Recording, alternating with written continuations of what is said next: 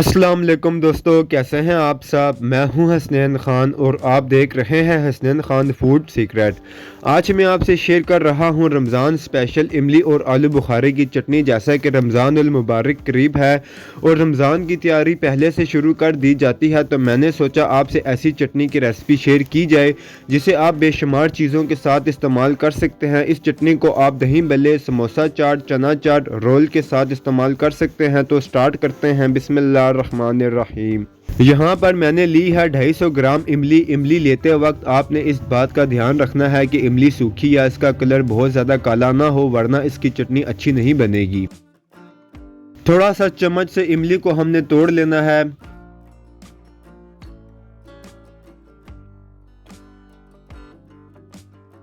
अब इसमें हम गर्म पानी डालेंगे। यहाँ पर आप दो तरीक़ों से आप इसे भिगो सकते हैं। आपके पास टाइम है तो पूरी रात के लिए आप इसे भिगो दें।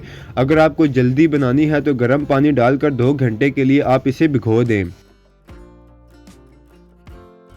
इसे ढककर साइड पर रखेंगे।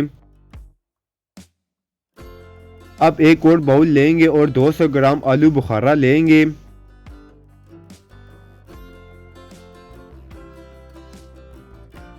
इसे भी चम्मच से इलादा करेंगे।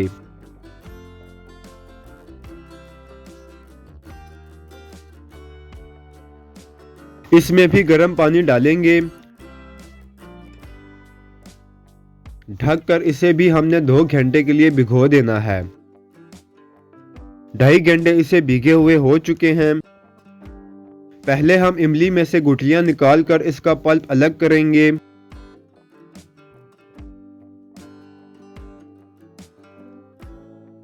अगर आप हाथों का इस्तेमाल कर रहे हैं तो आपने अपने हाथ अच्छे से वॉश कर लेने हैं। पहले हम गुठलियां निकालकर अलग करेंगे।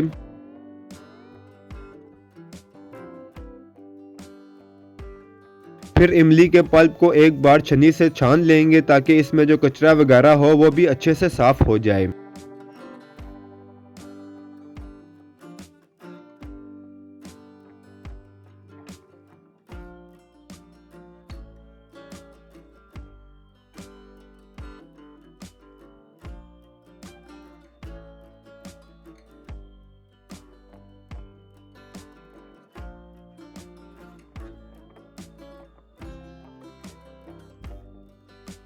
पल्प को छानने के बाद साइड पर रखना है। अब आलू बुखारे की हमने गुठलियां अलग कर लेनी है। थोड़ा सा इसे मिक्स करेंगे।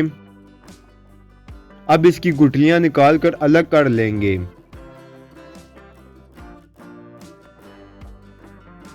आलू बुखारे को हमने ब्लेंडर में डालकर ब्लेंड करना है ताकि ये स्मूथ हो जाए, क्योंकि इसके मोटे चंक्स हैं और हमें ये स्मूथ चाहिए है।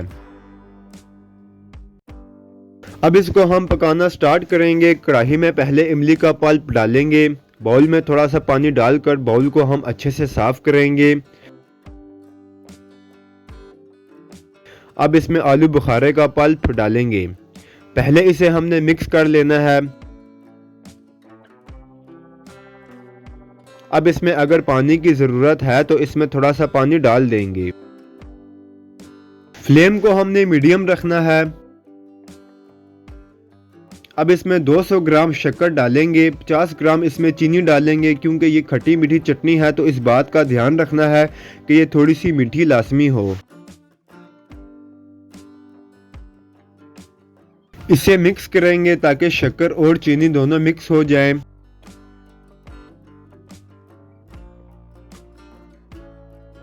अब इसमें बाकी के मसाले डालेंगे, जिसमें हम डालेंगे आधा चाय का चम्मच सुर्ख मिर्च पाउडर, 1 चाय का चम्मच कुटी लाल मिर्च, आधा चाय का चम्मच काली मिर्च, नमक हस्बे जायका डालेंगे। आधा चाय का चम्मच काला नमक डालेंगे। आधा चाय का चम्मच इसमें हम अदरक पाउडर डालेंगे। सब चीज़ों को हमने मिक्स करना है। अब इसे हमने मीडियम से लो फ्लेम पर पकाना है। अब यहाँ पर इस बात का ध्यान रखना है कि चटनी को हमने बहुत ज़्यादा गाढ़ा नहीं करना है। इसे हम बस इतना पकाएंगे कि ये ठंडी होने के बाद भी चटनी थोड़ी सी पतली रहे। साथ साथ इसे हमने चेक करना है। बहुत जल्दी ये पक कर रेडी हो जाती है। अब यहाँ पर चूल्हा बंद कर देना है, इससे ज़्यादा इसे नहीं पकाना है। 3 से 4 खाने का चम्मच इसमें हम सिरका के डालेंगे। सिरका से ये चटनी बिल्कुल भी ख़राब नहीं होगी। पहले इसे हम ठंडा होने देंगे।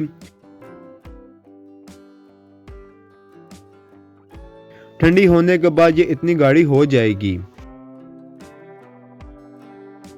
अब इसे बाउल में सर्व करेंगे। इसे आप दही भल्ले, चना चाट, समोसे, पकोड़े, कबाब के साथ भी खा सकते हैं। इसे स्टोर करने के लिए ड्राई बोतल में इसे आपने डालना है। अगर इसमें ज़रा सी भी नमी हुई तो चटनी ख़राब हो जाएगी। इसे आपने फ्रिज में रखना है, महीनों तक आप इसे इस्तेमाल कर सकते हैं। अगर आपको वीडियोस पसंद आती हैं तो लाइक, शेयर और कमेंट करें। मेरे चैनल को सब्सक्राइब करें, बेल आइकन के बटन को दबा दें ताकि आने वाली न्यू वीडियोस आसानी से आपको मिल सकें। हसनैन खान को इजाज़त दें। अगली वीडियो तक अल्लाह हाफिज़।